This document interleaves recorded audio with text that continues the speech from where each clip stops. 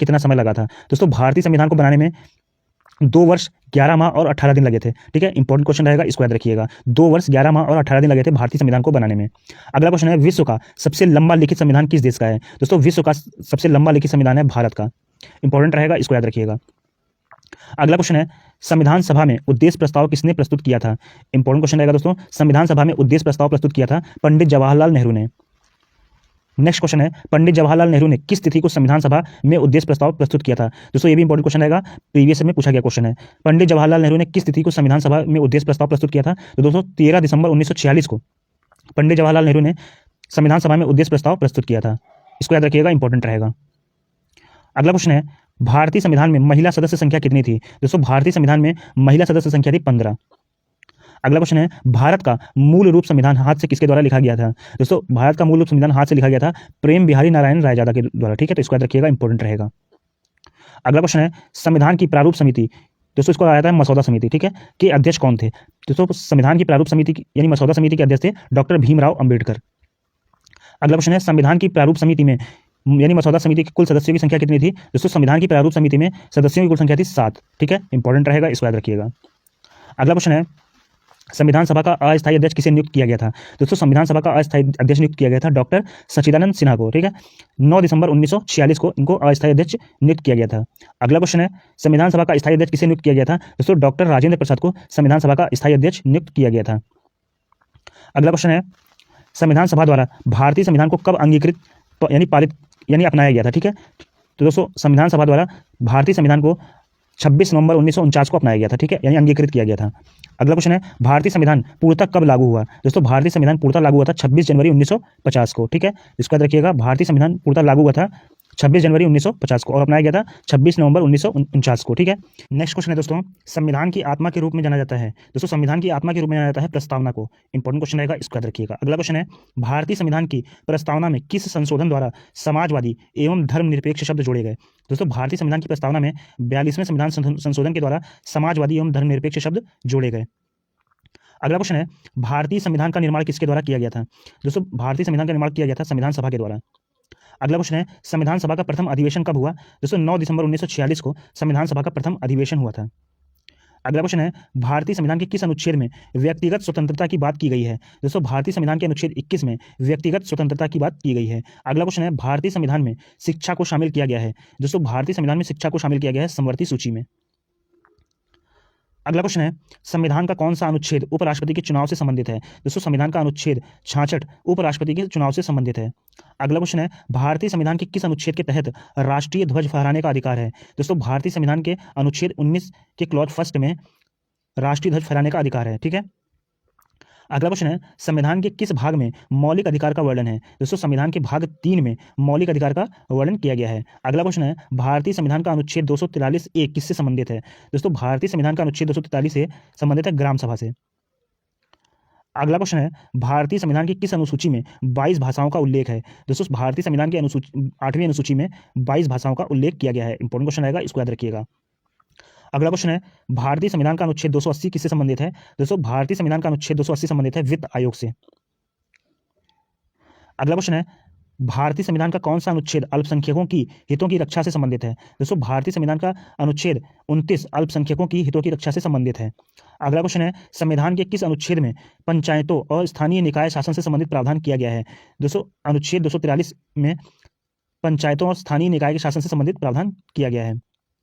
अगला क्वेश्चन है, भारतीय संविधान का कौन सा अनुच्छेद जो शोषण के विरुद्ध अधिकार प्रदान करता है? दोस्तों भारतीय संविधान का अनुच्छेद 23 शोषण के विरुद्ध अधिकार प्रदान करता है। ठीक है, अगला क्वेश्चन है, भारत का राष्ट्रपति बनने के लिए न्यूनतम आयु क्या है? दोस्तों भारत का राष्ट्रपति बनने के लिए न्यूनतम आयु है 35 वर्ष।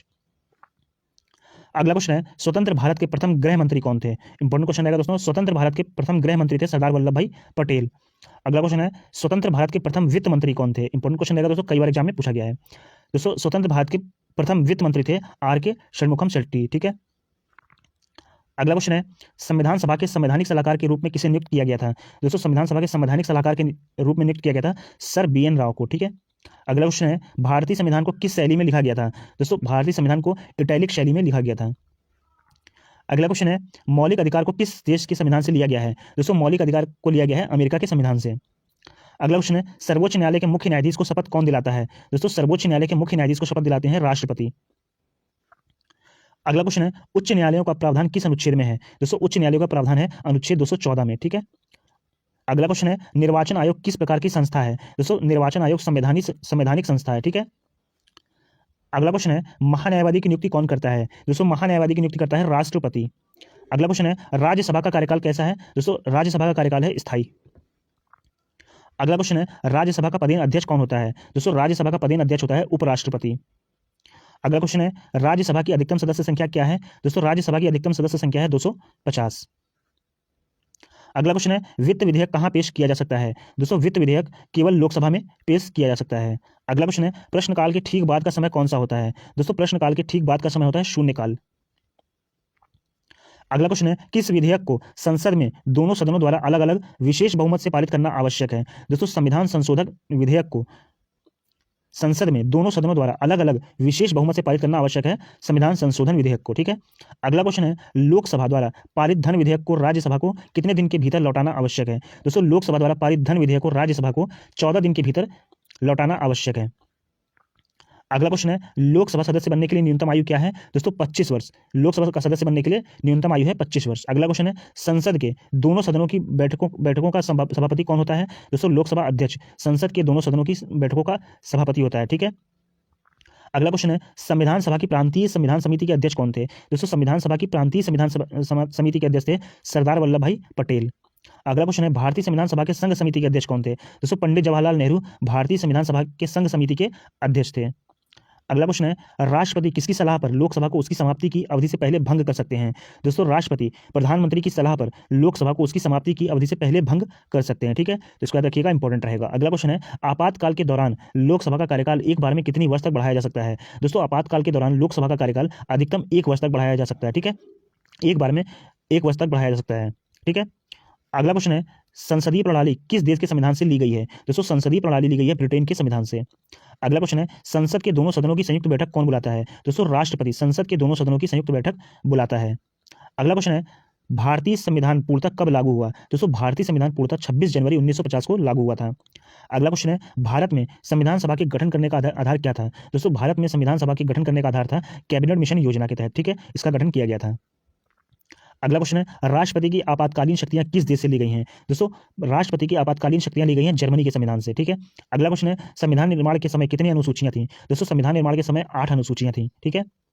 नेक्स्ट क्वेश्चन है दोस्तों भारतीय संविधान के किस अनुच्छेद में कहा गया है कि भारत राज्यों का एक संघ होगा? दोस्तों भारतीय संविधान के अनुच्छेद 1 में कहा गया है कि भारत राज्यों का एक संघ होगा। ठीक है। तो इसको याद रखिएगा, इंपॉर्टेंट रहेगा। अगला क्वेश्चन है भारतीय संघ में किसी राज्य को सम्मिलित करने का अधिकार किसको है? दोस्तों भारतीय संघ में किसी राज्य को सम्मिलित करने का अधिकार है संसद को। ठीक है। इंपॉर्टेंट रहेगा, इसको याद रखिएगा।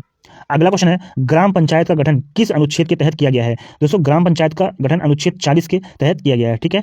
अगला क्वेश्चन है संवैधानिक उपचारों का अधिकार किस अनुच्छेद में वर्णित है? दोस्तों अनुच्छेद 32 में वर्णित है संवैधानिक उपचारों का अधिकार। अगला क्वेश्चन है धन विधेयक किस अनुच्छेद में वर्णित है? दोस्तों धन विधेयक अनुच्छेद 110 में वर्णित है। अगला क्वेश्चन है भारत के राष्ट्रपति पर महाभियोग प्रक्रिया चलाने के लिए किस अनुच्छेद में वर्णन किया गया है? दोस्तों भारत के राष्ट्रपति पर महाभियोग प्रक्रिया चलाने के लिए अनुच्छेद 61 में वर्णन किया गया है। ठीक है। इंपॉर्टेंट रहेगा, इसको याद रखिएगा।